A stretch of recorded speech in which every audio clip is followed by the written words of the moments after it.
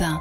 Pierre de Villeneuve, 5 ans après l'incroyable succès de Qu'est-ce qu'on a fait au bon Dieu, avec plus de 12 millions d'entrées, sortira en salle le 30 janvier la suite de cette comédie. Qu'est-ce qu'on a encore fait au bon Dieu?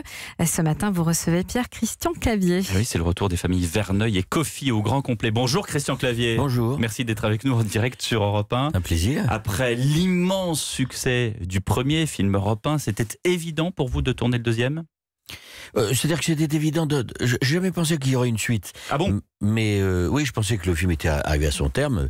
Mais comme j'ai très confiance dans l'écriture de Philippe de Chevron et Guy Laurent, quand ils m'ont dit, on pense qu'on a une... Parce qu'ils ont pris le temps. Et qu'ils m'ont dit je pense qu'on a une bonne idée. J'ai lu le scénario avec grand plaisir. On était avec Chantal très attentif à ça. Le scénario nous a convaincus et on a foncé. Voilà. Et un troisième peut-être déjà, non? Nous verrons tout le monde. Chaque chose en son temps. Oui. Je reste... Dans le premier volet qu'on a évidemment regardé avec beaucoup de sympathie, votre personnage avait bousculé ses préjugés en intégrant dans la famille 4 gendres de religions et confessions différentes. Oui, dans le premier film, j'aurais été ravi qu'il s'en aille.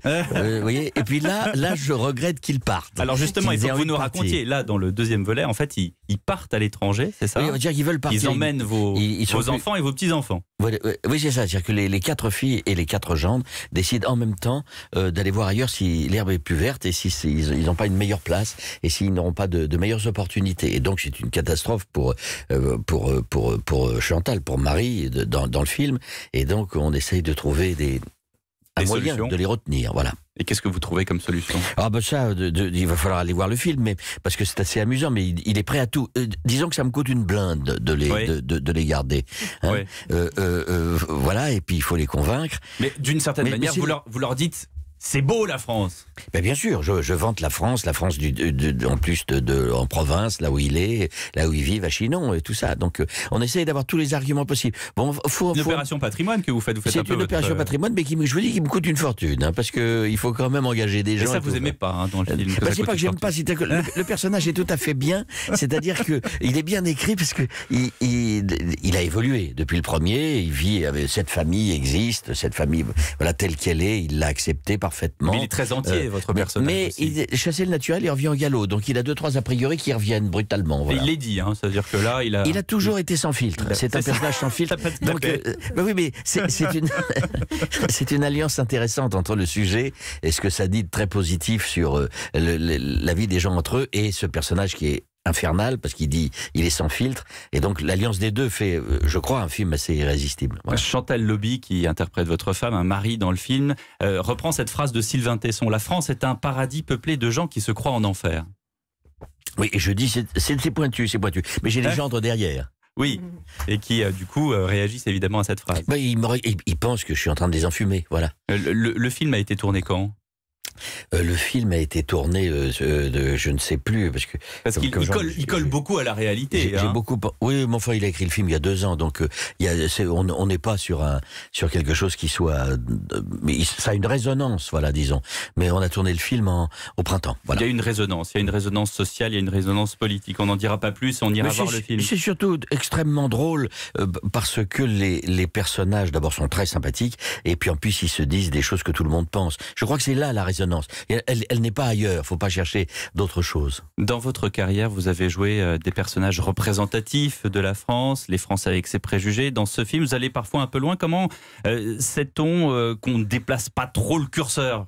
Si j'ose dire. C'est un problème de sincérité. Philippe de Chevron, il vit ce que vit cette famille dans la vie. Donc, j'ai jamais eu le moindre. D'abord, je n'ai pas écrit le film, mais j'ai jamais eu le moindre. Comment dirais-je? A priori ou risque ou ressenti ou crainte par rapport à quoi que ce soit. J'ai toujours pensé que le film était exactement là où il devait être, c'est-à-dire dénonçant les préjugés racistes, mais d'une manière tout à fait intelligente, parce qu'il le fait avec beaucoup de talent, parce que ça fait rire. Vous voyez, je pense qu'il y a toujours cette chose un peu étrange en France qui consiste à penser que le fond est plus important que la forme. Vous pensez ça? Non, pas du tout. Je pense que le cinéma c'est la forme et que la forme c'est le fond. Je pense que c'était totalement collé. Et donc, ce qui est très important, c'est comment on traite les sujets. Voilà. C'est aussi important que les sujets qu'on traite. Et d'ailleurs, ça va donner lieu à des discussions familiales, j'imagine. Ça va, Je pense. Un effet, une jurisprudence. Oui, mais vu comment les gens réagissent, la première des questions, c'est est-ce que ça sera aussi drôle que le premier ? Voilà, c'est leur première question. Et c'est normal, parce qu'ils se sont beaucoup amusés avec cette famille. Et puis ils sont très contents de la continuer à la voir vivre et avancer et être dans une nouvelle problématique. Voilà. Quand dans ce casting, vous jouez le rôle de mentor, vous avez été aussi débutant face à de grands acteurs. Maintenant, c'est un peu l'inverse, c'est-à-dire qu'il y a vos gendres dans le film qui sont de jeunes acteurs qui vous regardent comme un mentor. Oh, je sais pas s'ils me regardent comme un mentor, mais en tout cas, ils sont aussi contents de... Enfin, j'ai l'impression qu'ils sont aussi contents de tourner avec moi que moi, je l'étais de tourner avec Bernard Blier, avec Philippe Noiret, avec Jacques François, avec tous les... Avec les Jacques François, avec Piccoli, avec les gens avec lesquels on pouvait tourner et commencer. Justement, à propos du Père Noël ou des bronzés ou des visiteurs, quand... on vous cite des répliques du film comme ça quand on vous croise dans la rue. Ça vous agace ou Ah non, ça m'agace pas du tout. On vous dit OK. Non. Mais non, comment voulez-vous être agacé par le fait que... On vous pointe du doigt, on vous dit OK. Oui, c'est très sympathique. Vous faites partie de la famille. Ça, c'est très, très... Je n'ai jamais blasé de ça et c'est toujours une reconnaissance vraiment très sympathique. Très sympathique. Qu'est-ce qu'on a encore fait au bon Dieu le 30 janvier? Comment? Je me le demande.